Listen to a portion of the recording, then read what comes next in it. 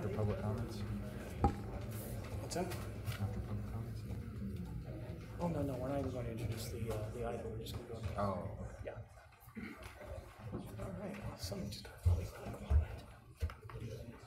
right. We still got a minute. Yeah, we got time. Oh, yeah.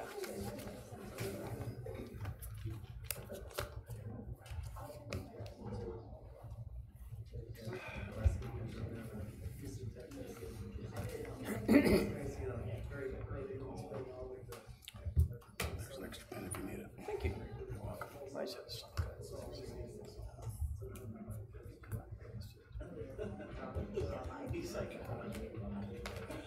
Public consent of 3. Just in case we need it. All right, at 7 p.m. Central Time in Gardner, Kansas, I will call the Gardner City Council meeting to order. May you please rise with me, if you can, and cite the Pledge of Allegiance. I pledge allegiance to the flag of the United States of America and to the republic for which it stands, one nation under God, indivisible, with liberty and justice for all. All right. I have 2 proclamations. I won't even sit down. I'm going to come out to the front. The first one is for Autism Awareness and Acceptance Month.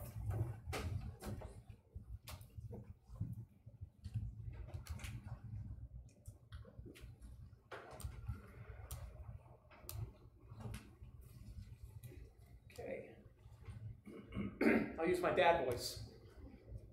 Whereas autism is a complex developmental disability, signs typically appear during early childhood and affect an individual's ability to communicate, process sensory input, and interact with others. And whereas autism is the 3rd most common developmental disability, affecting 3.5 million individuals nationwide.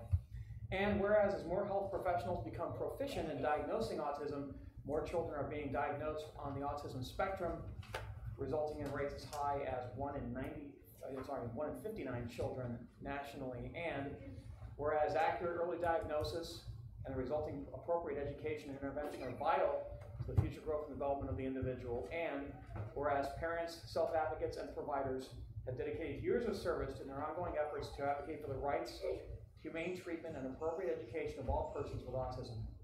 And whereas these groups remain committed to awareness and to educating families, professionals, and the general public to better understand this lifelong disability. And whereas Autism Society, now celebrating 54 years of service to the autism community, is spearheading an awareness effort in order to educate parents, professionals, and the general public about creating a better world for autism. Now therefore be it resolved that I, Steve Shute, Mayor of the City of Gardner, Kansas, do hereby proclaim April 2019 as Autism Awareness and Acceptance Month in the City of Gardner, Kansas, and urge all employees and residents to participate in our municipality's National Autism Awareness Month activities in order to become better educated about autism and to create a better community for individuals with autism. And so I'll ask Jennifer Smith and our guests to come forward to accept the proclamation. Come on up. We want to just kind of line up right over here. Great.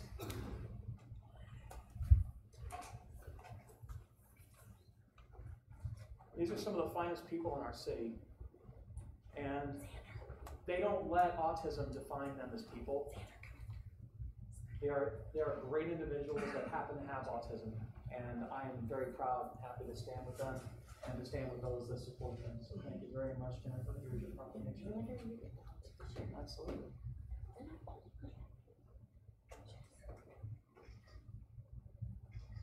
If I get one over here, look at me. 1, 2, 3. Luke, you have anything you want to say? You always are a talker. And autism is a really good spectrum. And some kids with autism has really difficult time with subjects and has difficult time of using inside voice. And my goal is I want to have a good life with I want to get married and spend a perfect life together after I get married and have kids. My goal is to have kids. You wanna graduate first? I'd like to have you graduate first. An autism assistance dogs helps individuals with autism. Yes, and we have a wonderful program in Johnson County, our Take Me Home program, right, with our police and our fire and our first responders and our sheriff's department.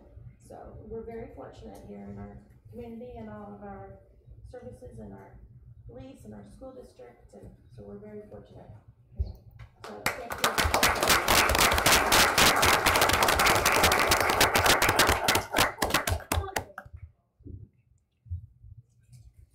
That's it, Lee. Good job. Hello, Dr. Winter. Hi, how are you? My doctor is Winter. My doctor is Winters too. Dr. Todd. All right, so when are we having a chiropractor awareness month? I Soon. think that's up to you, isn't it? Okay, the second proclamation is for Arbor Day in the city of Gardner, and this is really important for us as a community because we have a very long-running, long time of years of being a tree city. Is that correct, 16? 16 straight years as recognized as a tree city by the National Arbor Tree Foundation. So it's really National Arbor Day Foundation. I'm sorry.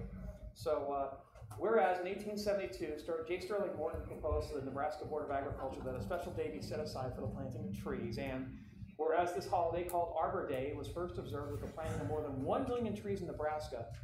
They have trees in Nebraska? Because now they do.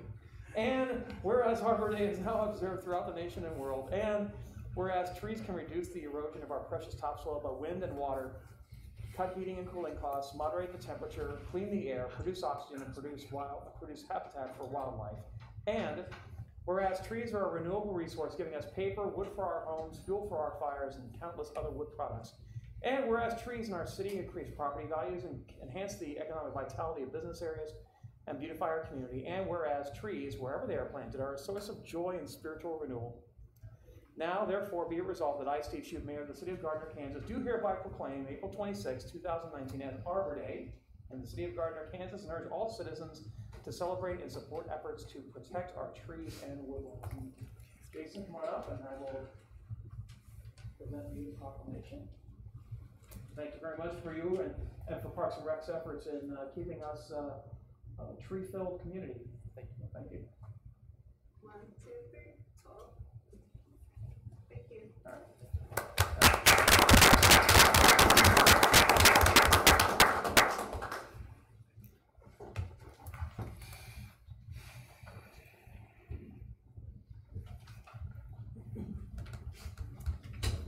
All right, that's the best part of these meetings, I'll tell you. All right, now's the time for public comments. It's the second best time of the meeting. Members of the public are welcome to use this time to make comments about city matters or items on the agenda that are not part of a public hearing, and since we do not have a public hearing this evening, there will not be any reason to hold back on comments. Please, when you come forward, state your name and address for the record so that we know who you are and we can have it included within the minutes. Keep your remarks under 5 minutes and no profanity or personal attacks. And with that, the podium is open.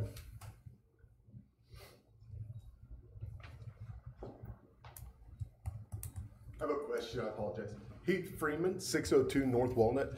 Is there still, it's been a while since I've appeared, I apologize, but is there still opportunity for comments prior to items on the agenda? Yes, as they've done in the absolutely. past? Thank you very much.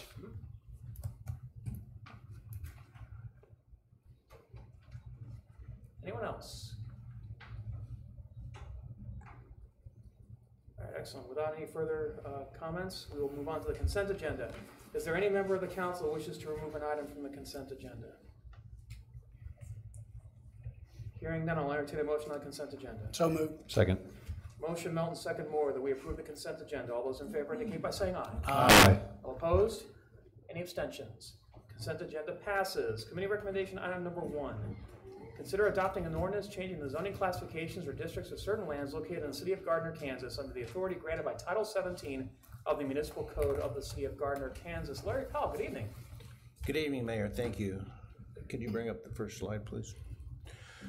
So tonight you have before you an ordinance to change the zoning classification of a particular piece of property as shown in the striped area, if we can pull it up a little bit. On the map, this area is located along South Gardner Road, adjacent to what would be the intersection of 188th and Gardner Road, and directly north of the I-35 and Gardner Road interchange, approximately a quarter mile.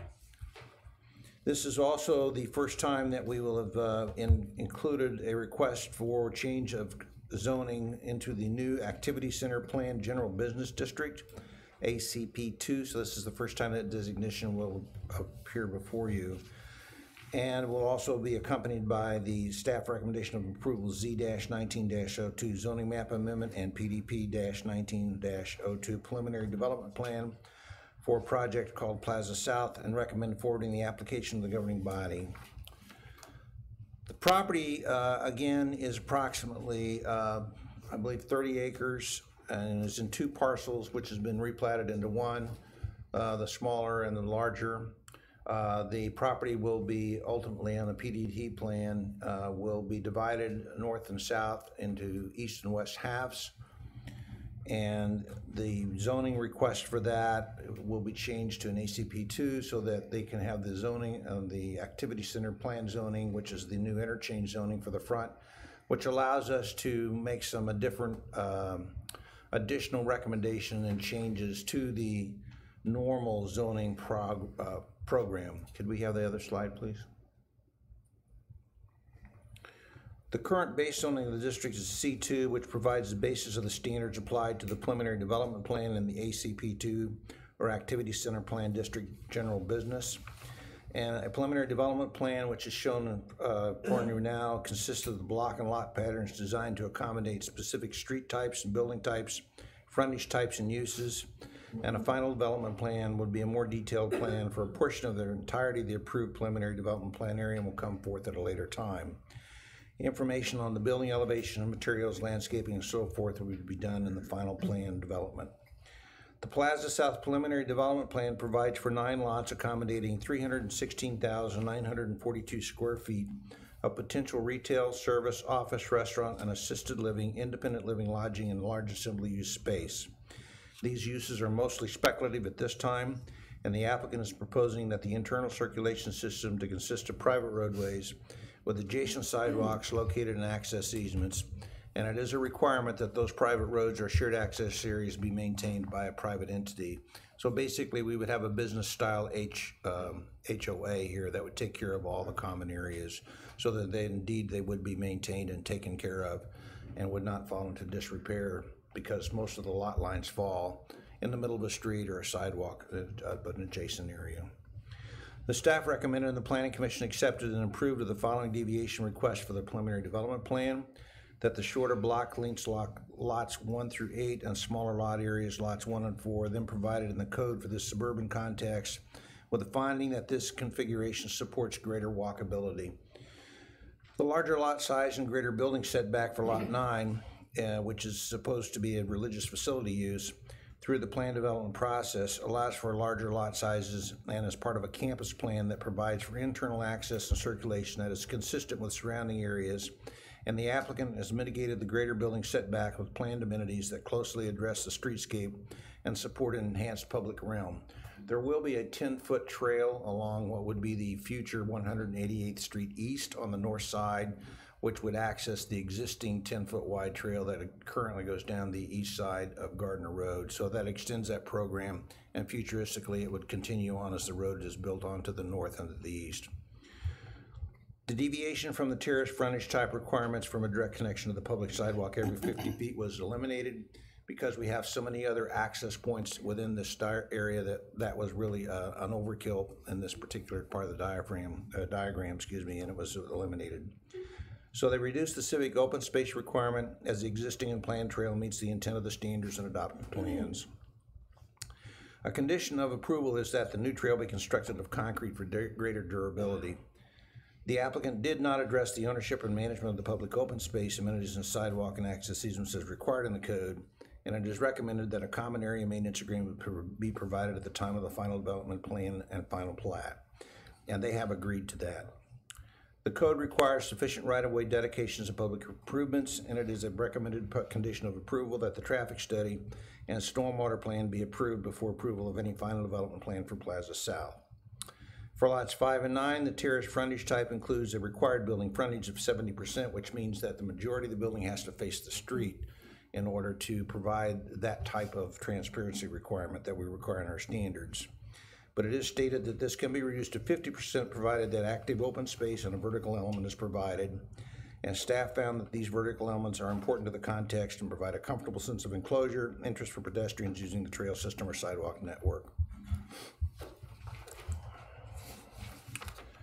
At the March 26, 2019 Planning Commission meeting and after holding a public hearing, the Commission recommended the governing body approve the rezoning and preliminary development plan for Plaza South with the conditions by unanimous vote of the 6 attending members, and only the applicant spoke on the proposal from the public.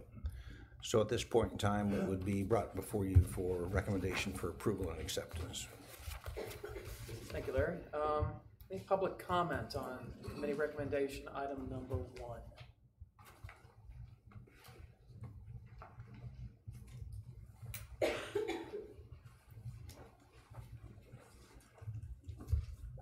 Thank you, Larry. My name is Judd Clausen with Phelps Engineering. We're at 1270 North Winchester, Olathe, Kansas.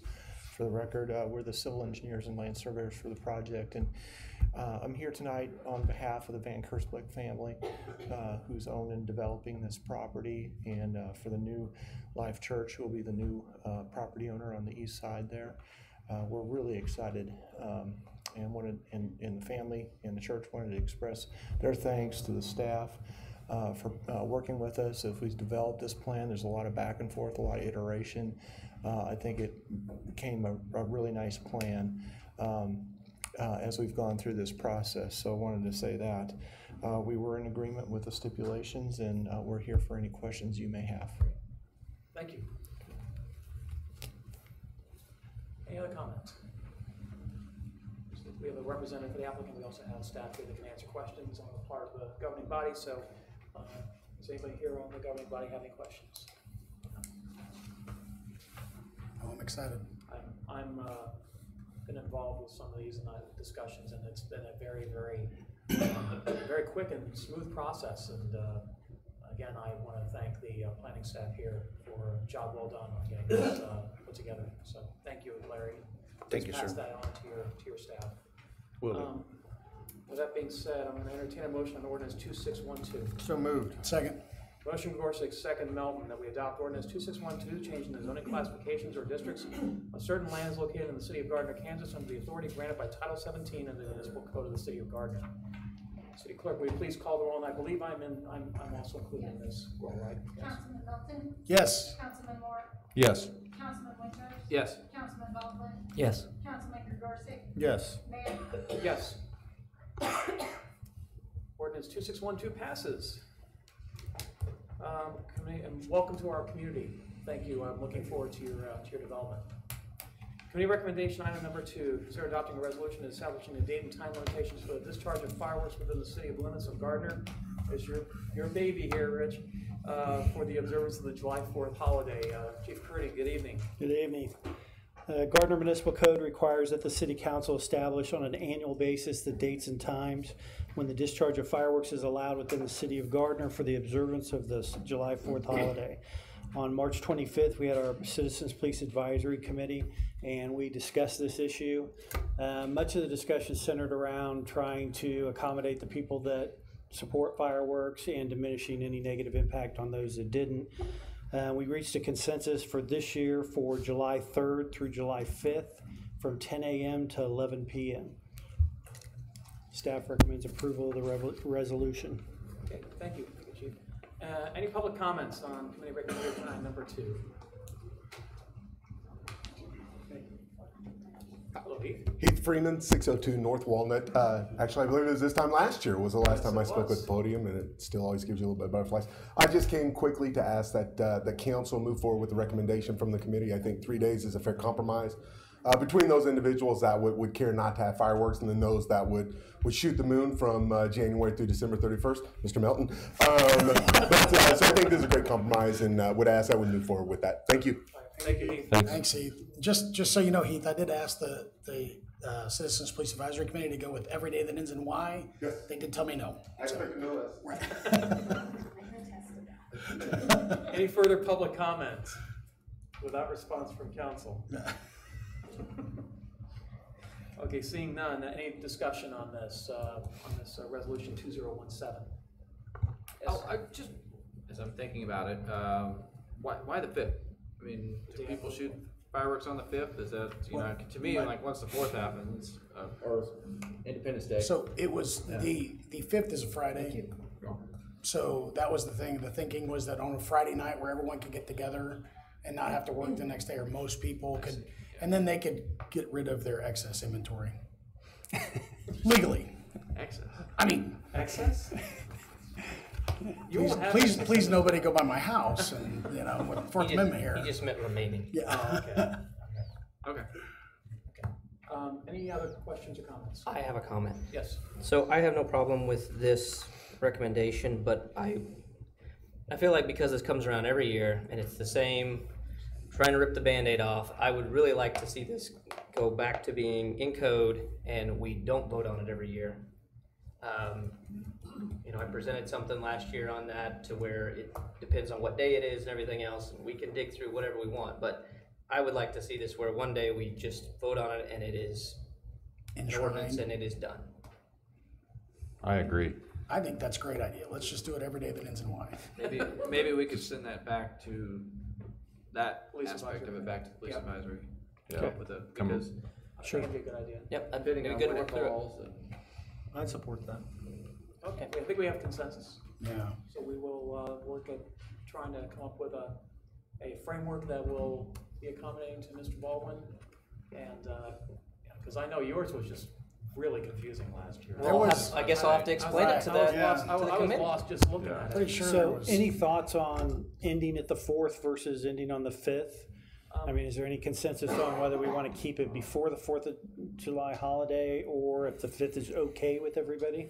Thursday is a tough day though, I mean, because. Yeah, but it changes every year, so, Yes, it does. like next year, it's gonna be Thursday, Friday will be the 4th, or, 4th and 5th. Yeah. If you forget about the issue of what day it is, I think having the 5th is nice, because Okay. if you go to the city's presentation or if you're doing something else on the Right. 4th, then you've got the 5th to shoot off something So it's that not you had left tempting you over all or year long. whatnot. So I think it's nice. I think it's a Okay. good idea. And Chief, how would we get the community involvement built into the advisory's homework assignment? They could come to the You meeting. know, we They we did put it I mean, out on from the a PR agenda, perspective? other than maybe use SurveyMonkey and put some out again, which I think we've already done twice. I would just make sure we're So- providing the opportunity to the community to speak to, I think 2 or 3 days is ideal. Right. I'm not a pyro like Councilman Melton is, but I do enjoy it. But I think we need to make sure that we're putting out the effort to enable the community to have, some input. And I think 3 days is a fair compromise this year. No, I agree with think- the I 3 think it's- days. I think that the. But if we're gonna Citizen enshrine Police- it- Yeah, the Citizen Police Committee did a good job this year. Absolutely, And they if they did. can come up with an option that gives us, 3 days on every year, we just have it tied to a day of the week, like Mr. Baldwin wants, then I think that, that'll be good for everybody. Can we have the Citizens Police Advisory Committee look into like enshrining something about World Series and, some other options? That's not on the agenda, 31st, sir. I mean, but I'm saying for the police. April 31st. Why don't we do February 29th? At least I get it once a year, or once every 4 years. Exactly, so, I'll put it on the next agenda. Okay. Thank you, Chief. Sure. appreciate it. All right, after having a little discussion, I'll entertain a motion on resolution 2017. So moved. Second. Motion Melton, second Moore, that we adopt resolution 2017, establishing the dates and time limitations for legal discharge of fireworks within the city limits of Gardner, as recommended by the Citizens Police Academy, Police Advisory Committee, for the observance of the July 4th holiday in accordance with the provisions established in section 9.05.030 of the Gardner Municipal Code. City Clerk, will you please call the roll? Councilman Moore?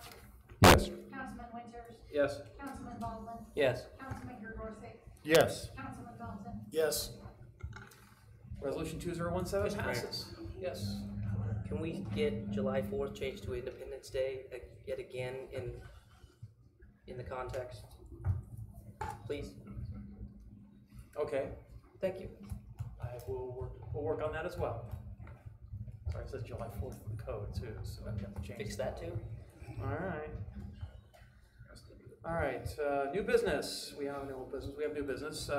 First item of new business, consider adopting a resolution authorizing the public sale of approximately $3,820,000 principal amount of general obligation temporary notes and approximately $2,020,000 principal amount for general obligation bonds for the city of Gardner, Kansas. Matt Wolf, good evening, and I believe we also have Tyler Ellsworth here from Kutak Rock. Very nice to see you, Tyler. Good evening, Mayor, Council. The city is scheduled to sell approximately $3.82 million in general obligation temp notes and approximately $2.02 million in general obligation bonds on May 20th, 2019. The Series 2019A GO temp notes for both Tuscan Farm special benefit districts. The Tuscan Farm Phase 1 infrastructure improvements, the temp note for that one is intended to be paid off by the developer before we bond it. Then for the lift station special benefit district, the developer, that will actually be bonded and special assessments levied against the property. The Series 2019 B GO bonds are for the South Lift Station storage tank and the crane for the Kill Creek Lift Station. Debt service for those projects, or for those bonds, will be paid from the wastewater fund. It is staff's recommendation that the City Council approve the resolution authorizing the public sale of the Series 2019A general obligation temporary notes and 2019 B general obligation bonds. Bond Counsel Tyler Ellsworth from Kutak Rock is here tonight to help answer any questions you may have. All right, thank you, Matt. Appreciate it. Any public comment on new business item number 1? Seeing none. Questions for Bond Counsel Ellsworth or Matt Wolf from Council? We actually discussed this a few weeks ago when we approved the benefit district language, so this is just almost housekeeping. All right, I'll entertain a motion on resolution number 2018. So moved. Second. Motion Moore, second Melton, that we adopt resolution number 2018, authorizing the public sale of approximately $3,820,000 principal amount of general obligation temporary notes and approximately $2,020,000 of principal amount of general obligation bonds for the city of Gardner, Kansas. City Clerk, please call the roll. Councilman Winters? Yes. Councilman Baldwin? Yes. Councilman Gergorczyk? Yes. Councilman Melton? Yes. Councilman Moore? Yes. Resolution 2018 passes. It's going to be good to get some work started over on Tuscan Farms. New business item number 2, consider approving the city's contribution to health, dental, and vision insurance premiums for the 2019-2020 plan year. HR Manager Alan Bravitz, good evening. Good evening. Before we go to the council action form, I'd like to have a PowerPoint presentation. This is to explain, give some background information on the CAF. So, as in previous years, all insurance plans are Cigna. We continue to offer the high deductible plan, the PPO plan, and an in-network only plan that's similar to an HMO. The INO plan, which stands for in-network only, has 2 levels of coverage, with the difference being copay amounts and monthly premiums. So since 2016, the cities, and I misspelled cities, their contribution to health insurance has been with a high deductible plan, 100% for employee only. The high deductible plan for family and tier 2 is 82%, and HSA, or health savings account funding, to be $1,500 for employee only and $3,000 for family in Tier 2. Tier 2 is employee and spouse or employee and children. And then all of the other insurance options are funded at 80%. Here is the current enrollment. As you can see, since we incentivize the high deductible plan, it certainly has the most employees enrolled. That's almost 84% of our employees are in the high deductible plan. 12 employees, or 10% of those enrolled in insurance, are in the INO 1, 3 are in the INO 2, and 5 are in the PPO. And then 25 employees do not have our insurance. Oops. So for 2019-2020 plan year, the increase is unfortunately very high. And that is, of course, we work with MPR, and the MPR Board of Directors approved the specific plan increases below because it's been a very bad, if you will, claim year. However, the MPR Board also approved a 1% discount, which isn't a lot, but it is something, for utilization rate of less than 75%. And since Gardner's utilization rate was less than 75%, the city is receiving a 1% rate discount on all plans. And you can see in this chart here what the increases are.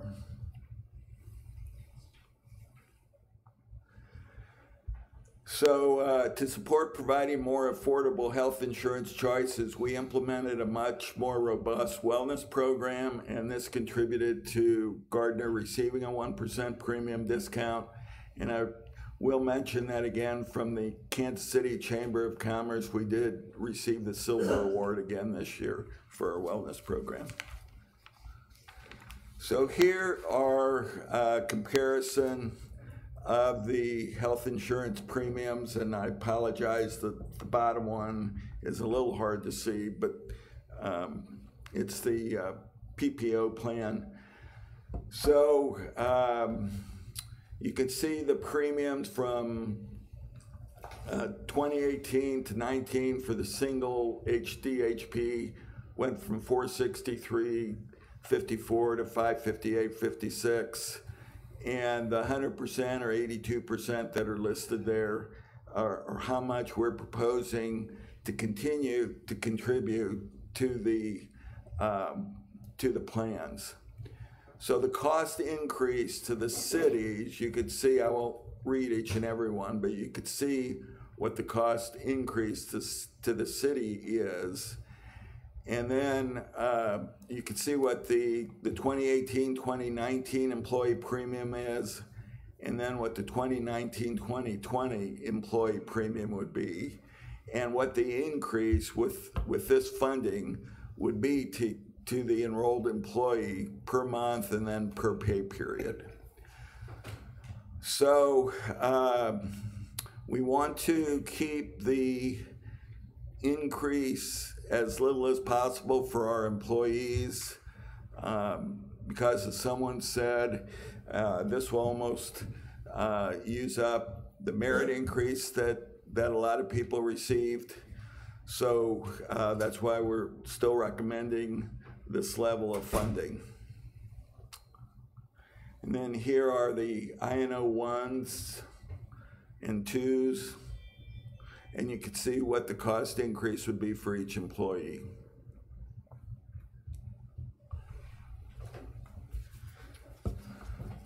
Any questions on that part of it? We'll go ahead and open up for public comments, Alan. Okay. Just kind of stand by while we do that, and then I think we're going to have some questions, Okay. particularly around NPR. So anyway, any public comments on new business item number 2? All right, seeing none, any questions for Alan or for other staff that might be here? Alan answered mine in email. Yeah, I see. Okay, well, okay, excellent. So I have a question. The Okay. question is this, what's holding us to NPR on our health plan coverage? Is that the Well, best, is that actually- our best option, our only real option for health insurance? Well, for this year, it is because of the late date. But Correct. Laura, Matt, and I have had a conversation, and we've actually contacted other cities to see who their brokers are. So I believe next year we will probably, it's not a for sure, but it's highly likely that we'll at least go out for bids and see what we get. I would very strongly Right. be in I favor of agree. that. Just I because agree. of the fact that, I don't know whether or not it was a shrinking of the pool or just the entire pool had a serious hit on revenues, but cities like Gardner, which had a relatively low Right. utilization rate, got punished just as much as other members of the pool did, even with a 1% discount, which I felt was Right. insufficient. I think that we need to look at some other options. Well, they have told us that they had several claims that were $100,000, so that's what really hurt them this past year. Yeah. So, But we need to have a healthy pool, and so if this pool isn't Right. as I healthy in agree. terms of our cash basis, then we need to look someplace else. I agree. I don't know, is there any consensus on that? Absolutely. Yes. Yeah, okay. Okay. So, you said that, I think we should let NPR know that we're checking too. I think we need to let NPR know what we're looking at. And while looking, I would consider all options, including self-insuring. Self-insurance is not necessarily something we take off the table. Right. But we also have to know that if we're self-insuring, that brings its own risk and own liability. If we have large claims, now the city's on the hook for it. We will take a look at that. It's just a matter of whether we're big enough to be self-insured. Yeah, Right. absolutely. Yeah. All right. Any other further discussion? I'll entertain a motion on new business item number 2. So moved. Second. Motion, Melton, second, Winters, that we approve the city's contributions to health, vision, and dental insurance premiums for the 2019-20 plan year at 100% for CF 1500 single HDHP and 82% for CF 1500 HDHP tier 2 and family, 80% contribution to all other health insurance plans, and fund employees HSAs up front of $1,500 for single and $3,000 for tier 2 and family, and contribute to employees' vision insurance premiums at 100% for single, 80% for tier 2 and family, and contribute 50% of dental insurance premiums. All those in favor indicate by saying aye. Aye. Aye. All opposed?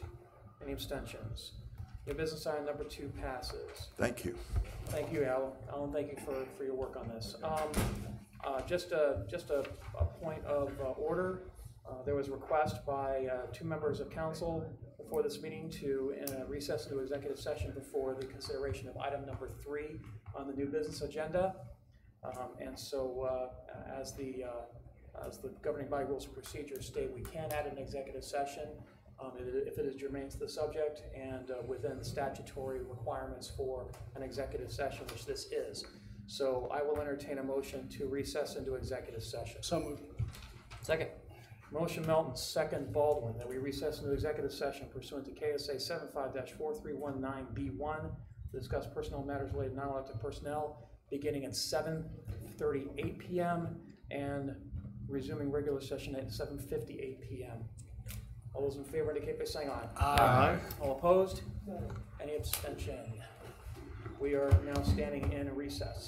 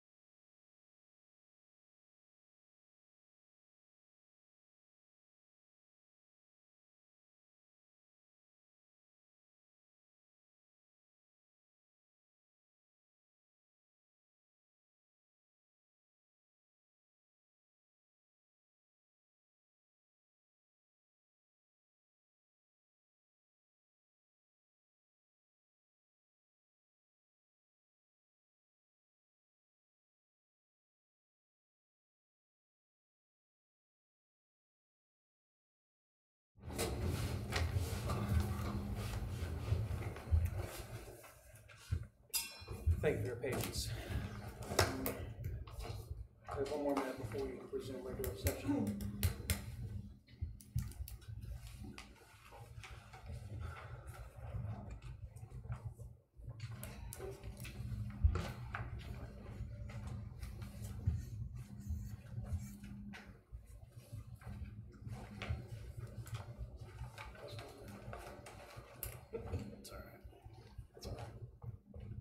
This is awkward.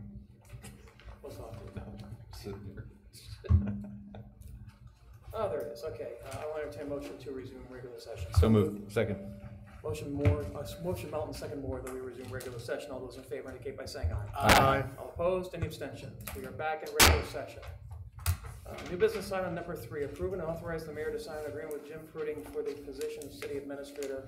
I am the presenter on this particular topic. We've gone through multiple iterations of the process. I just want to go through what we did to get there. At the November 9th, 2018 City Council meeting, the council authorized myself to execute a contract with the League of Kansas Municipalities, or LKM, through the League Executive Administrative Position Search, or LEAPS, to assist in the search for a new city administrator. The contract amount for that particular search was $9,699.37, plus an estimated advertising fee of $1,800. The total cost was $11,500 approximately. Position was advertised by LCAM through February 1st of 2019. The LCAM also collected all candidate resumes during that time and advertised through multiple outlets, both local, state, and national outlets. On February 8th, the LCAM Ranking Committee, comprised the LCAM Executive Director, Mr. Sartorius, who I'm very familiar with, Eric, the LCAM Deputy Director and LCAM Attorney, and the LCAM Member Services Coordinator, provided a ranked candidate profile using a metric designed for city administrators. That metric had 160 possible points and 3 tiers of rankings: highly qualified, well qualified, and not considered qualified. Of the applicants that we received, 48 total, 22 were ranked, 22% were ranked as not considered qualified. We did have 4 female candidates. Unfortunately, they were not ranked as qualified by LKM. It should be known that these rankings were determined by LKM, not by representatives or staff at the city of Gardner. We did not have any input into the ranking metric. They did ask us what we were looking for from the standpoint of qualifications for the city administrator, and they ranked accordingly based on that metric, that they created internally. On February 11th, 2019, myself, interim city administrator Laura Gorley, and human resources manager Alan Abramowitz met to review the rankings and determine which candidates would be offered an interview with the selection committee. 7 of them were chosen for interview with the selection committee. Of those 7, the top 6 candidates scoring above 130 in the LKM's metric were selected. 4 of these candidates were within a 5-point spread of one another. We did interview the best on that list. From February 19th to 2019 through February 21st, 2019, the selection committee conducted interviews for 7 selected candidates and subsequently provided input for the 3 finalists. The selection committee consisted of myself, the council president and vice president, 3 citizens chosen by the remaining 3 council members. Again, that was to satisfy the requirements of COMA. Heath Freeman, who's here tonight, thank you Heath, Tim Miller, and Casey Deaton, who's also here this evening. Chamber representative was Jason Camus. The Southwest Johnson County EDC representative was Greg Barnett. USD 231 representative was Bruce Crazy. Johnson County Fire District representative was Rob Kirk, and interim city administrator Laura Gorley was also involved in the selection committee. Human Resources Director Alan Ramos was also present, but he was not a voting member of the committee, but he was there for all 7 interviews. On March 1st, 2019, 3 finalists were named, and of those 3 finalists, 2 of the finalists were on every single interview committee ballot. There was one that was on all but 1 interview committee ballot, so it was a virtually unanimous group of candidates. On March 11th, 2019, the city held a meet and greet with the 3 finalists. Also March 11th, 2019, the 3 finalists met with staff leadership, which would basically be all the directors and direct reports of the city administrator, as well as the city council with an executive session. On March 12th, I met with the staff leadership and the city administrator direct reports to allow staff to provide input. And through that process, I have selected Jim Pruding, our fire chief, our police chief, not our fire chief, our police chief, as the city administrator candidate that I am bringing forward to council. It was a long process, and we had a lot of very good candidates. I felt personally that Chief was very highly endorsed and selected and supported by staff in particular, and I wanted to make sure that staff's input was seriously considered during this process. And so, and they really felt that his leadership skills were what gave him the edge over other candidates that we had considered. And so, with that, I will be putting forward Jim Pruding for the position of city administrator. Having said that, we have two actions tonight. We have approval of a contract, and then we also have the approval of the actual appointment. With that being said, I will open up the floor for public comments on new business item number 3. Please come forward, state your name and address for the record. Keep your comments under 5 minutes, and no profanity, personal attacks. Hello, Heath. How you doing? Hello, Heath Freeman, 602 North Walnut. I hesitated to speak this evening because of the respect and admiration I have for Chief Pruding and the position he's had with the city and the success that the department's had. So, Chief, I will share some words I admittedly are critical of your expertise and experience in the office that you've applied for, but please don't take that as any besmirch of anything that you've done in your current role. And please accept my apologies ahead of time, but I thought it was important that I shared my opinion. I am very thankful for Mr. Gorsick and the rest of the council for allowing me to serve on the interview committee. I thought it was a very thorough process. I thought it was a fair process, and come here tonight because at the end of the day, I don't think the candidate that's selected actually has the expertise, experience, and qualifications to meet what I believe to be the requirements for the city administrator role in Gardner. Thankfully, I had the opportunity to speak with 5 of the 6 members of the governing body by phone to share these as well, but I did want to step before the dais and share these for the public record. The thing that concerns me most is, in my heart, I believe that had the resume had a different name at the top, I don't believe it would have been considered for the position because of the lack of experience, education, and expertise for the role that we're attempting to fill. And it's disappointing to me that because the name was different at the top that it was considered. I think that's how you feed a rumor mill and how a good old boy network becomes what people talk about. And I'm afraid that's what we're walking into here. I don't believe that we would hire a career city administrator as our next police chief because of their lack of experience in that department. So I don't know why it's appropriate for us to do the opposite of that. I think there is something that you get from a work history, experiences, and goal setting for a specific position that's important to be successful in what we're looking for. Our city's growing, and it deserves an administrator, I think, that's going to face these 3 challenges in the upcoming future, and I think it's hard to argue. Number 1 is economic development. Number 2 is infrastructure management and an aging infrastructure, and number 3 is annexation.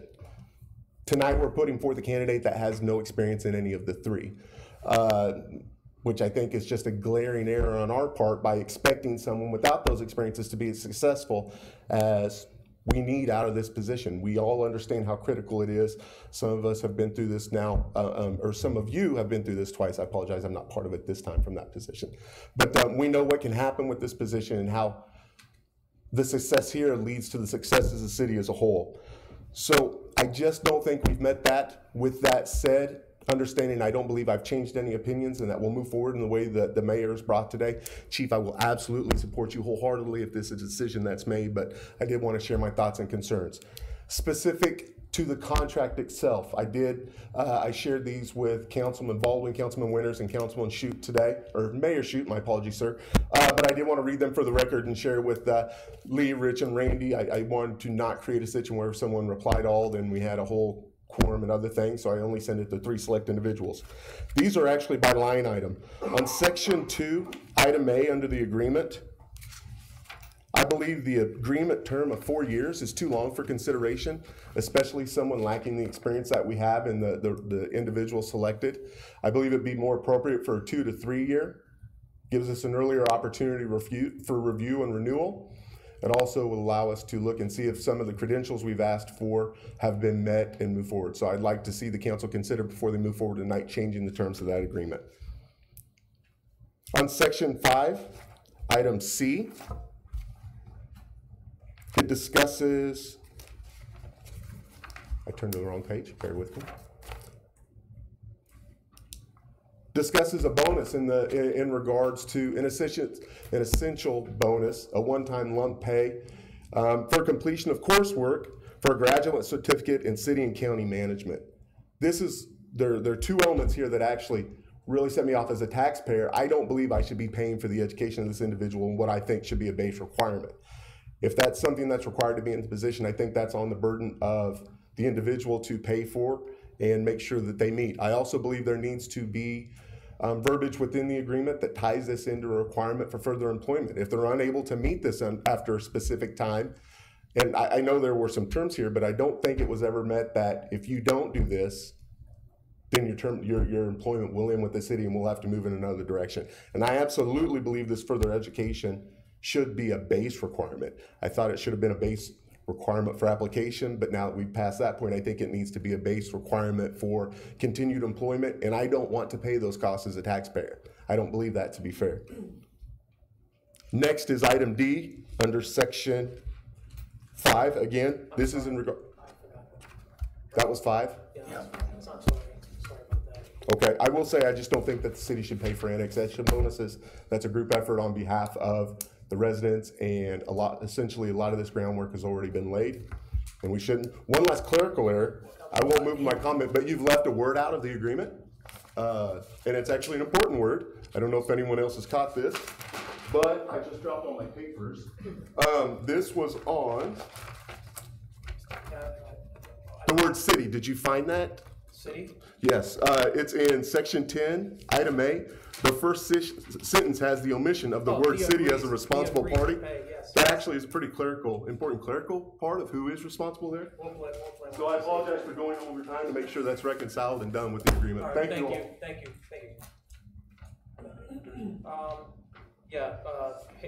Page 6. Yeah, the agrees to pay. Yes, add city. Thank you, Heath. Mr. Mayor, do you also want to note the Exhibit A? Yes, Exhibit A. So, Exhibit A was not included within the packet. I'm sorry, yes. Are there any others who wish to make public comment?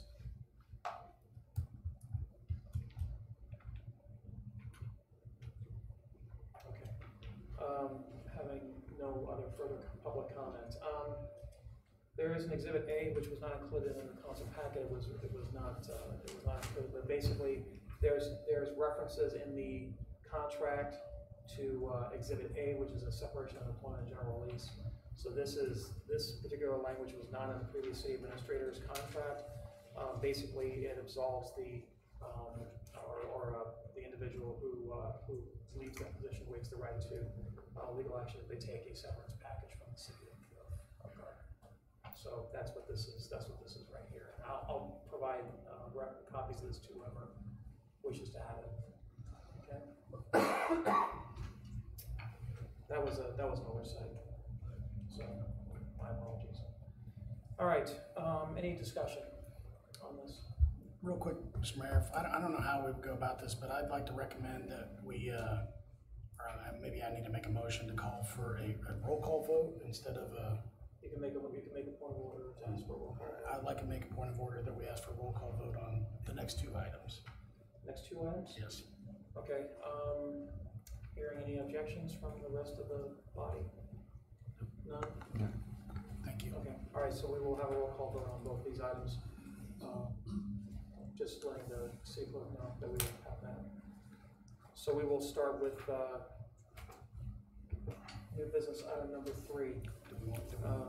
How about discussion, sir? I'm sorry. I didn't realize there was no discussion. I asked for discussion and then. I chose it. Yes. Go ahead. Mark? No, you feel free. So I've got a couple of clarifiers, and maybe this is for Laura or Matt Wolf. What is the current city match into deferred comp for non-city administrator? 1%. What is the contractual obligation for the city administrator deferred comp? I'd have to see the contract, I don't know off the top of my head.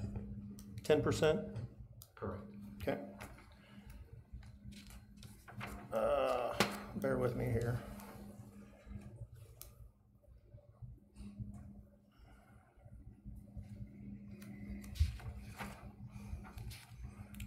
So the base is 150,000? That's correct. So talking about annexing, which would be section 5, D as in dog. What are the legalities of bonusing for annexation? Yes, sir. I'm not aware of any prohibition of it. Okay. What's your concern in that respect? Well, my concern is that we have and again, this isn't about Mr. Pruding, and he and I have had a conversation one-on-one.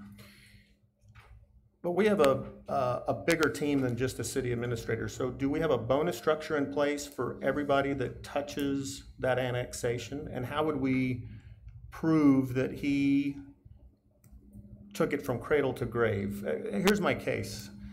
If I was a part of a sale, organic or new, I would get a piece of that bonus because I touched it and it became successful. The salesman is going to get the most money, granted. But in this language, it seems to me, and please, you can clarify or correct me, it seems to me that if he does X, he can get a Y bonus. But how in the world are we going to prove that he touched that from cradle to grave? I don't think we have to. Can I chime in real quick? Because this was one of my ideas, and I'll just tell you where this came about. So in the private sector, we get bonuses no matter what if we sell something. So my thought process in this was, we have had multiple opportunities previous, even before you got here, where annexation was talked about and then never followed through on. And there was always a problem with something got dropped, the ball got dropped, whatever happened. The idea behind this is to make sure that this is pushed through, and because it's getting pushed through at the top, from the top down, that is the reward for getting it done. And there's incentive on it beyond just, hey, you're getting a regular check. Because it's happened too many times in the past where we would have the work done and then the follow-through falls off. Okay, I appreciate that, Councilman. So let me redirect my question. Sure. So when you're in the sales business, you've been in it for a good while. Recently, you're pretty good at it. Well, I've been good at it forever, but thank you. You're welcome. So if you sold X somewhere in the line of the sales cycle, you would get some sort of compensation. And then whoever's at the top, whether it's the vice president or the owner of the company, would get maybe a larger portion. Right. So do you not see that fitting for our staff? I can tell you that because the city administrator is the top person, and there is always something, like with the previous city administrator, she had bonus structures that didn't involve staff, but staff's work contributed to that bonus. So there's no difference here. It's just the avenue that we took to give the bonus is different. Yeah, I might compare it to, maybe a coach and professional. Yeah. They have bonuses tied to, they reach a certain level of wins, they get a bonus. And everyone contributes to that, but it's the coach that's getting the bonus. Right. He is the motivator behind the entire thing, and that's what my thought process on this is, again, that we're taking a page from the private sector and applying it here. And I think that once a lot of other municipalities who are in our same situation see this, they will probably implement something similar when they see how well it works for us. And I appreciate that, Councilman. I made some phone calls, and that structure, to your points, doesn't exist. Right, so doesn't awesome. exist. We are going to be first on the map with this. Half of them scratched their head about it. The whole course, because nobody thinks outside the box. Interestingly enough, your representative on the interview committee doesn't think that Mr. Pruitt will be successful anyway, so this is kind of moot to even discuss it. Well, it's open dialogue, sir. And don't characterize it. Yeah, I don't appreciate I'm not that. characterizing. I'm saying what it is. I mean, the man stood up here and told us that the experience isn't there, and that translates into not having to worry about ever paying this bonus, right? True. So, He's your representative, sir. Indeed, and I'm glad I picked him. Moving right along. I appreciate the civility while I have the floor. Just to clarify, we're comfortable with auto allowance of $500 per month. Okay. Because I believe you said- currently our directors are receiving $400 a month. Okay. And I'm assuming that our city administrator is going to be driving a lot more than most of our directors will be. Okay. So now I'm on section 10A. City, second sentence, the city agrees to pay for said courses in advance and to reimburse employee for related travel expenses. And that's fair because it's outside the metro. I guess for me, the analogy I would use is that KU Med hires Bob Smith and then sends him to medical school to be a doctor. That's not a valid analogy. That's my own personal feeling. Okay. I agree with the mayor.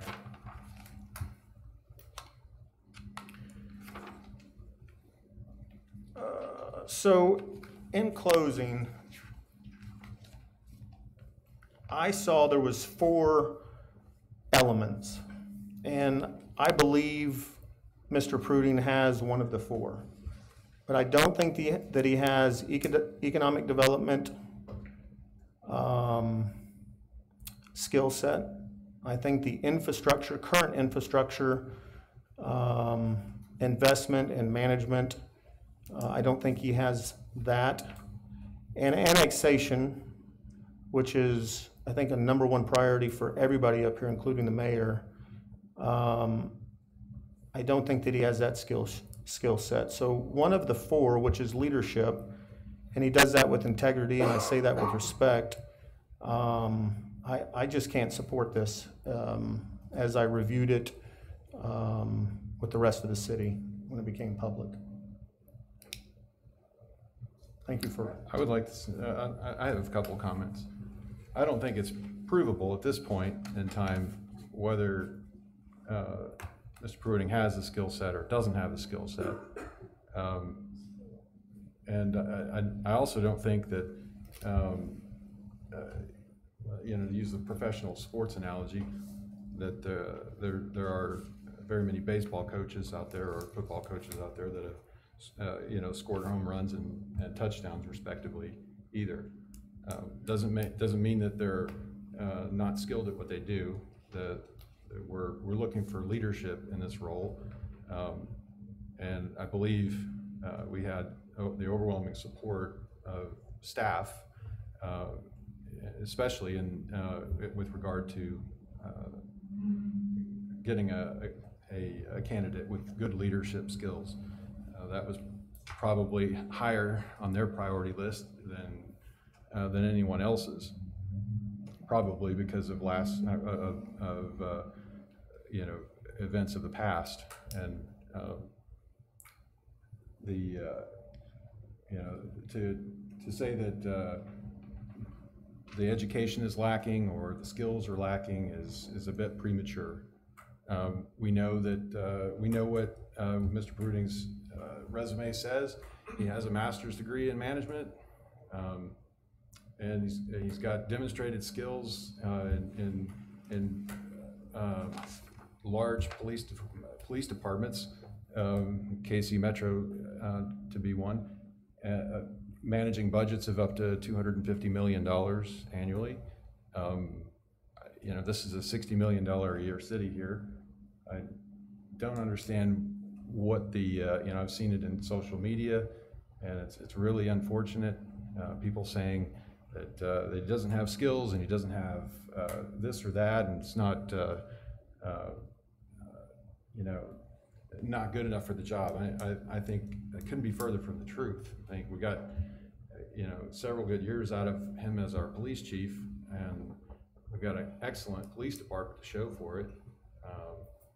Probably one of the best in Johnson County, if not KC Metro, especially for a town our size. So, yeah, I think the candidate has proven himself. I've watched this whole process go from beginning to end, and quite honestly, you know, I don't have time for dishonest people or dishonesty. I don't like it, don't have a taste for it. It's part of the reason why, you know, you won't see me up here very much longer. Just, you know, and to be, to have the whole process besmirched and you know, kicked about as oh, it's a good old boys club or whatever, or the optics of this or that. I don't have time for it. I really don't. And I feel like it's ridiculous. It's unfair to the candidates that were brought here. The top three. It's totally unfair to all three of those gentlemen. Not to mention Mr. Pruiting. So yeah, I've reviewed all this. I think it's fair. I think we did a great process. I think we arrived at the best candidate for the job, and I'm going to support it. So. Anyone else? I'll just a few comments from me. You know, I certainly understand. I understand the optics, but as its process has unfolded, it has become clear that Chief is the best candidate for me, in my opinion. Particularly, the things that stood out for me was the strong support from county leadership, school district, fire district. I mean, all the people that we work with, that we need to work with, and then staff, public as well. Those all tied together, and then, you know, during the interview process, I was very impressed as well. And it just, in my mind, moving Gardner forward at this point in time, Chief is definitely the right position, or the right person for the position, and I feel very comfortable with it.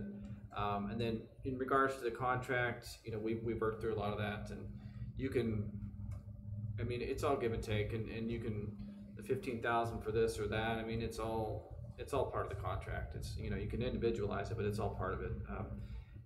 And as far as the incentive pay, I mean, I'd be really happy if we have to pay him for all 4,000 acres. I mean, that's, you know, that's a bad problem to have, I guess I'd say. So if he can get that done, that's what we're looking for. So I'm in full support. So I'm, you know, as you guys allude to, the numbers guy, and I dig into the minutia, and there are points that I am not a fan of or have contested or disliked, and we've gone over that. But for me, at the end of the day, what this comes down to is you never know what you're really getting, ever, right? And what we do have, and I had a lot of people talk to me, and the concerns that Heath brought up, not once did anybody bring up the character or the ability to lead as a disqualifier for the chief. So for me, I feel like even though he hasn't done this particular position, he's a proven leader. His character is above reproach. I'm willing to let him take on this challenge and see it through, and hopefully we're all for the better. I think we will be, and I'll get over my numbers issues. Mayor, I have one last comment, and I can respect and appreciate everybody's comments thus far. Thus far. I do want to say one thing for the record, and Mr. Pruiting and I have already spoken.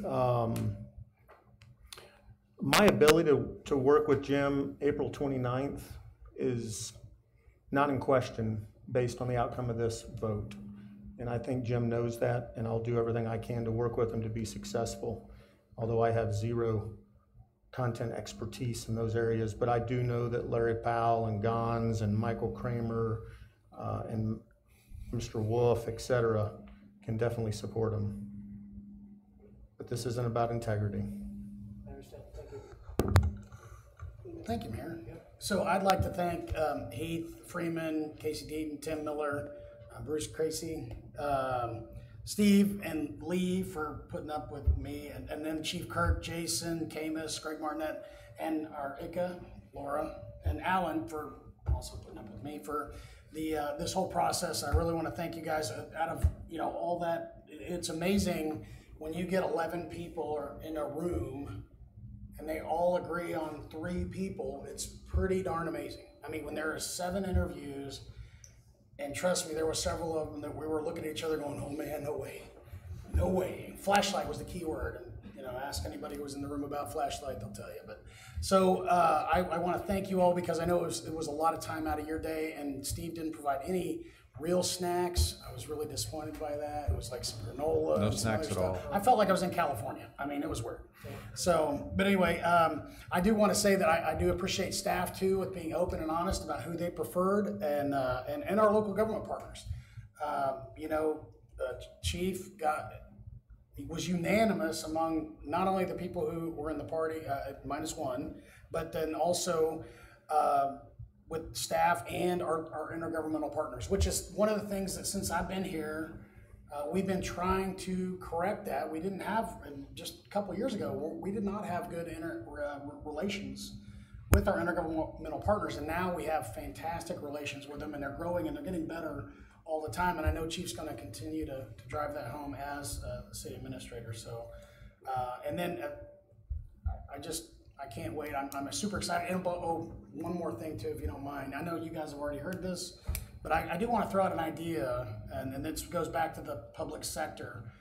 If you know, Herman Cain was once hired by Godfather's Pizza without ever making a pizza in his life, but he took that company and it was a failing company, turned it around 180 degrees and brought it back to life and made it a profitable company, and knew nothing about pizza. But he knew people and he knew how to manage people, and I see that's what's going to happen here. I think we have the right manager, we have the right team in place. We just need that leader to make sure everybody's doing what they're doing. So I have full faith in staff and in Chief to do what needs to be done to make this town really. I've got one more thing to add, if I may, Mr. Mayor. Sure, I'm done. Go ahead. I wanted to address the continuing education clause in the contract just really quickly. I agreed to that only because I felt like it was throwing a bone to people who give credence to that kind of thing. I honestly don't. I've seen the city hire for that in the past, and I've seen that not work out at all. I sat through a bunch of interviews of people with those credentials, and trust me, when I tell you that for me, it wasn't impressive at all.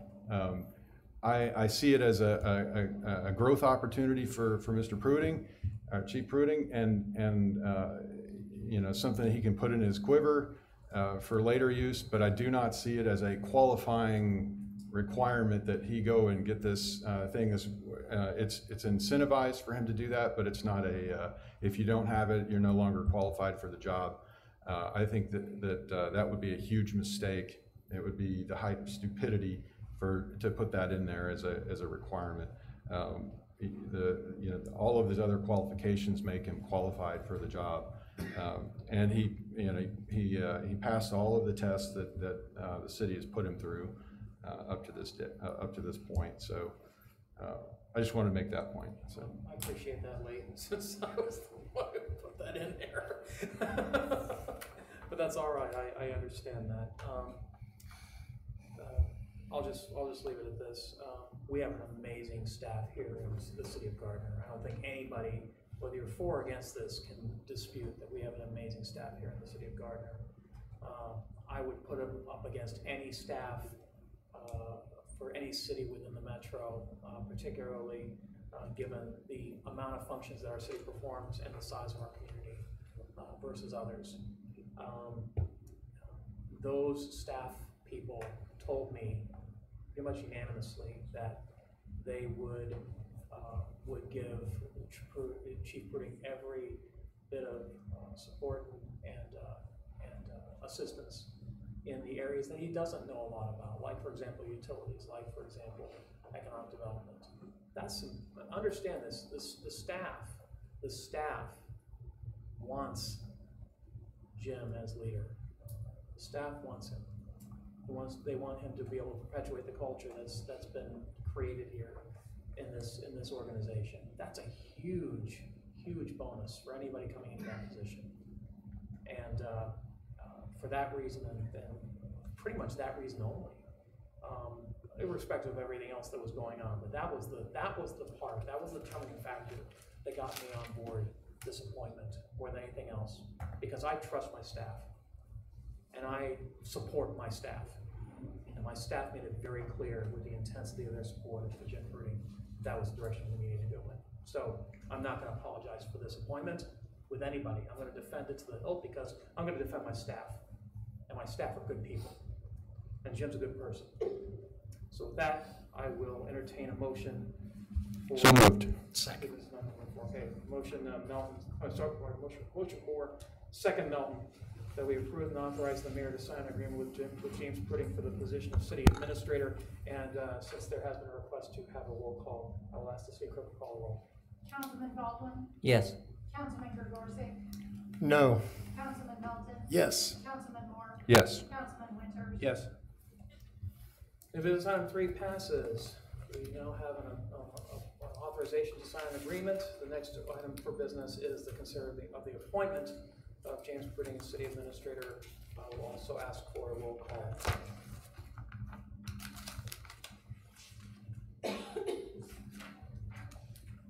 Do we need City clerk, I'm sorry. do you need a motion? Yes, oh, I need a motion, sorry. So moved. Second. All right, motion Straight. that we authorize the mayor to appoint James Pudding as city administrator effective April 27, 2019. My apologies, I don't know where my mind went there. City clerk, will you please call the roll. Councilman Gregorczyk, No. Councilman Melton, Yes. Councilman Moore, Yes. Councilman Winters. Yes. Councilman Baldwin. Yes. So business item number 4 passes. Welcome to the hot seat, Jim Fruiting. Thank you.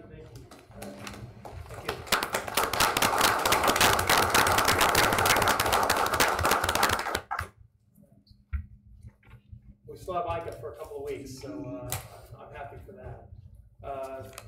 There'll be some good knowledge transfer, I'm assuming, for this, and I'm expecting that to begin yesterday. So appreciate that.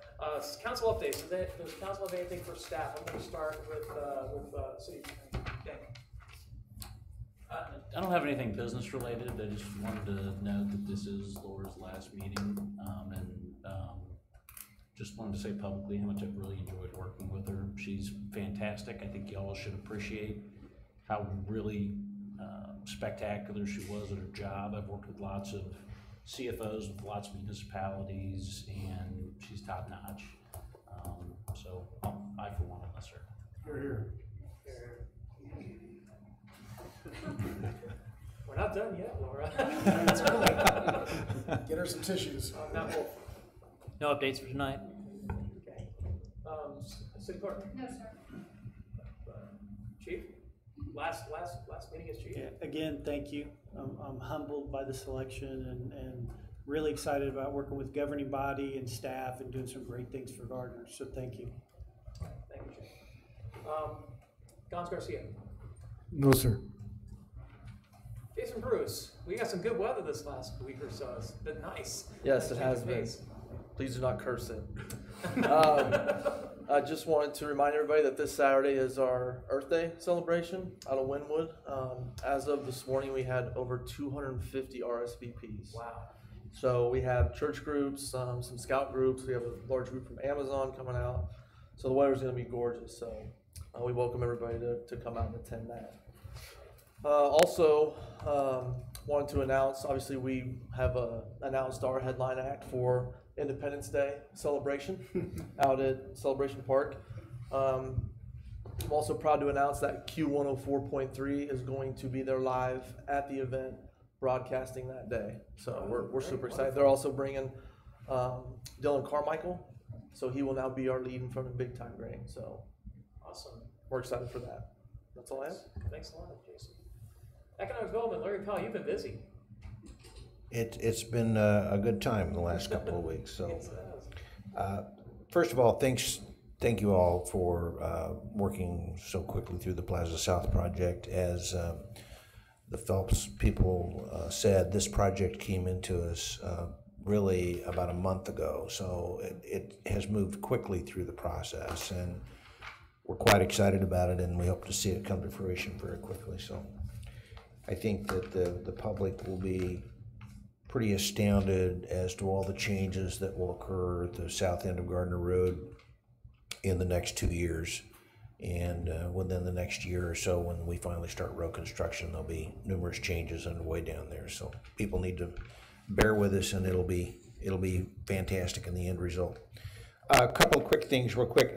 Because of the fireworks presentation earlier and you selected dates now, I just want to remind people that sale will start on June 28th. But we will accept fireworks tent sales applications this year on the 5 p.m. of the 14th. It's normally the 15th, but since that's a Saturday, we'll move it back to the 14th. So until that time, we will take applications for fireworks sales tents.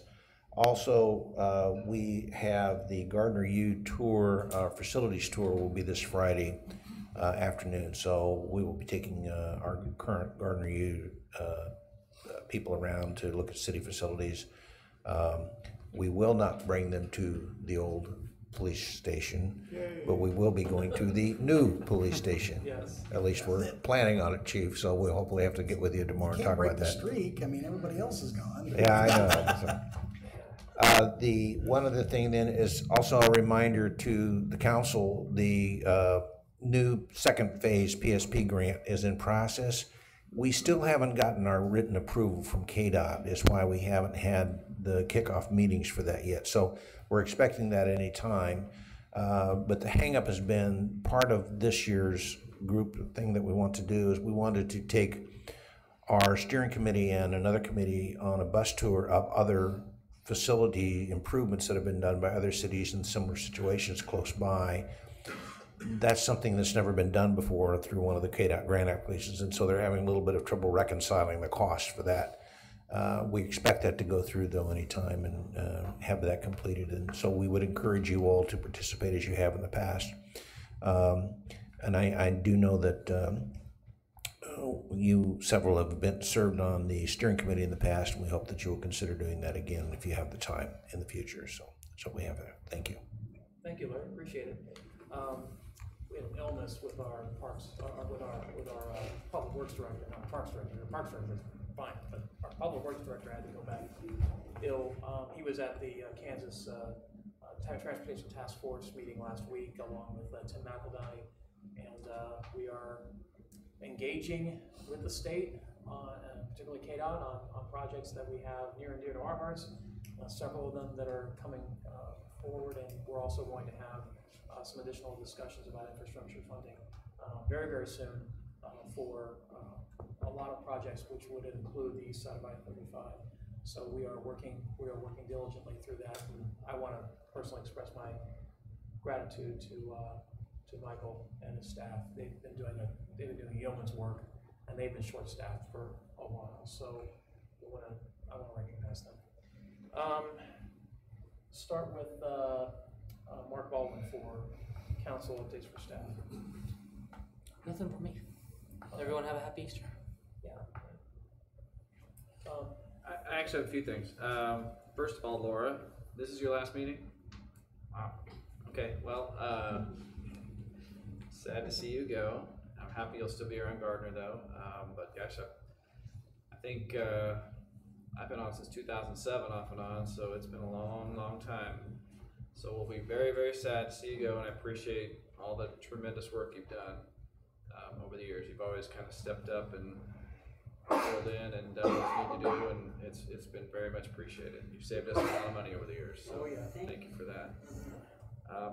Second thing, on the consent agenda, we did pass the citywide cleanup, and so I just want to point that out. I believe June 8th and 15th, and I'm happy we can do that. I know a lot of people, including myself, appreciate that, so looking forward to that.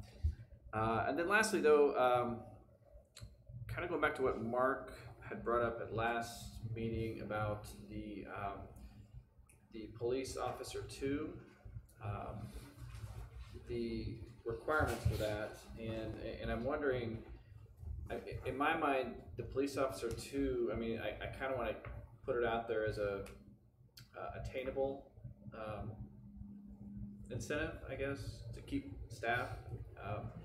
And so I had kind of inquired about, what constitutes, or how many people have received an excellent rating, and it's a fairly small amount, if I'm right, of eligible officers. And so I'm just wondering if it's something we want to look at to bump that back down to maybe what's the passing, or what's the I had originally advocated for around 2.5, 2.75. I'd like to see it go down to that. You're still above. A 2.5 would be between high quality and exceptional. So I think that's an area, especially if you're going to get it for consecutive years and need it for to make the advancement. That's what I'd like to see. Yeah, I'd like to see something like that, because I don't want it to be unattainable. I mean, I want people to, our police officers to think, okay, if I put in the work and I do good work, that it's, you know, feasible to get that. So I don't know if that's something we want to take a look at on voting on, or for next meeting, or discuss. I think it would require a change to the designation, is that not correct? So we would have to have a. That wouldn't be any problem to do that. Okay, so we have the personnel policies, correct? Yes. Get that done, all right. We'll explore that, if there is a consensus amongst the board. Yeah, I think that's a great idea. To discuss that. Okay, all right, so we have an authorization to go and explore that. Alan, thank you. That's all I have. All right, thank you, Todd. Lee? Yeah, I'd like to thank Laura for all the support that she's given me over the last 3+ years, and you know, obviously for her years of service. And you know, Chief's got big shoes to fill, and Matt's got big shoes to fill. Not that Laura's got big feet or anything like that, but thought that had to be qualified. But no, yeah, I think it just goes without saying that the city would be, I don't know where the city would be without your service and without your accomplishments and what you've done. So thank you. The other thing I was going to say is thank you to VAA Chapter 16 for taking up 70, I think it was, 70 plus young people, teenagers, young kids on flights on the 6th of April. They had a very successful fly-in pancake breakfast where they do Young Eagles flights. They do that every first Saturday of the month, and you just show up and sign up, and they'll take your young person up and introduce them to aviation. It's really cool. It's a lot of fun. So that's it. Vice President. Well, I too would like to say thank you to Laura. I know it can be sometimes difficult working with me, so you did a great job.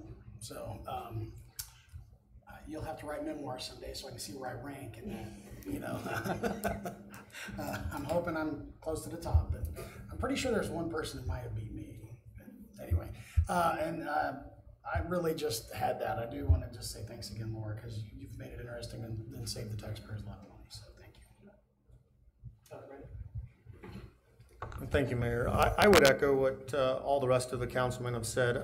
Plus or minus 10 years ago, I was out in the peanut gallery and befriended you based on questions, more from an understanding perspective, and you were nice enough and gracious enough in your old capacity to give me the time of the day, and I appreciate your servant leadership over all these years. You started out as a bus driver, if I'm not mistaken, 25 years ago, plus or minus. So you're a fixture, and I look forward to seeing you in Price Chopper, and I appreciate your service to our community, and I can't agree more. You've saved us a ton of money. You're next to a magician when it comes to bean counting, and yes. And I just hope that you can enjoy your husband. I'm glad to hear that he's in a little better health.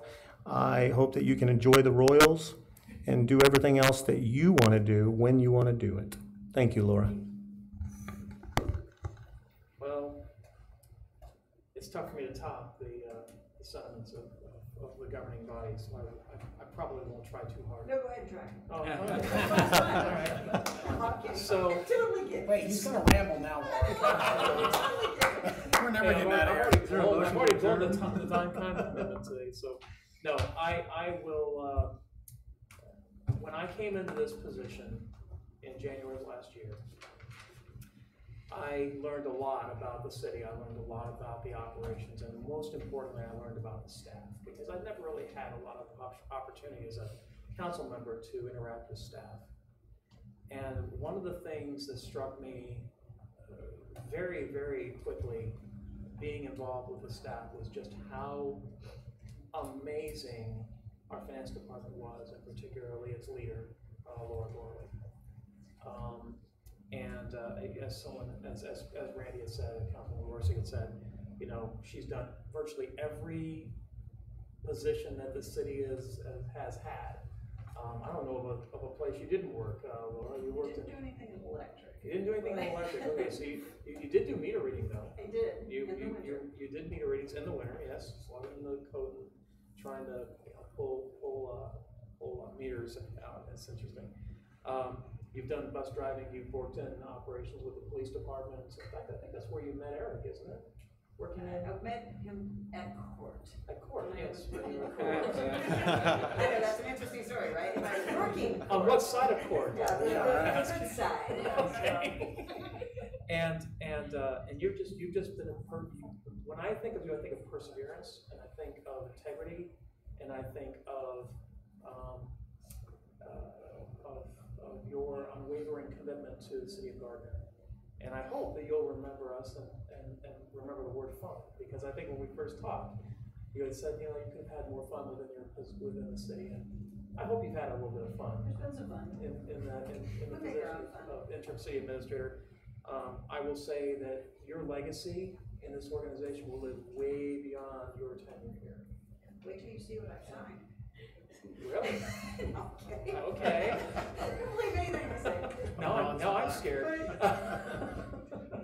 But spending authority. Yes. I want to absolutely mirror what everybody said.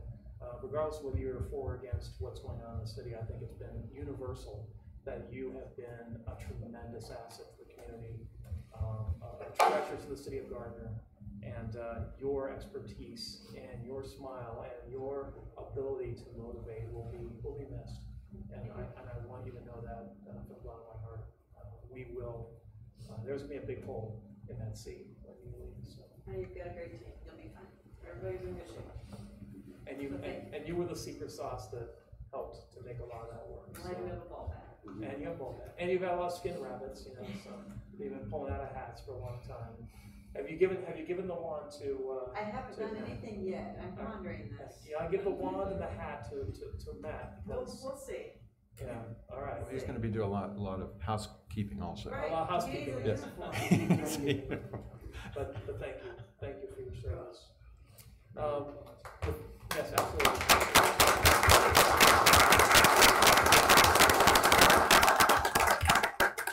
And with that, oh, stop. And with that, I will entertain a motion. So moved. Second. Motion, Mel, the second more than we adjourn. All those in favor indicate by saying aye. Aye. All opposed, any abstentions? We are adjourned.